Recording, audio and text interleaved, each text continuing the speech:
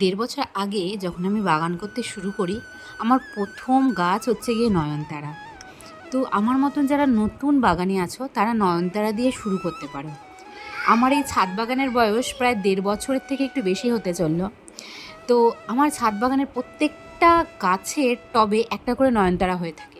তোমরা তো সকলেই জানো নয়নতারা নিজে থেকেই হয়। আর এই নয়নতারা গাছটা একটু ইউনিক, এর ফুলটা কিন্তু একটু ইউনিক। তোমরা ভালো করে খেয়াল করলে দেখবে যে এর গোলাপির মাঝখানটা সাদা নিজে থেকেই হয়েছে। আমি কিন্তু একে পুঁতিনি বা কিছুই করিনি, এ ভালোবাসা দেওয়ার জন্য নিজে থেকেই এসেছে আমার কাছে। তো যত এ আমাকে ভালোবাসা দেবে আমার তো তার দ্বিগুণ দিতে হবে, তাই না বলো? তো একে আমি আবার আলাদা করে তুলে এখানে বসিয়ে দিলাম।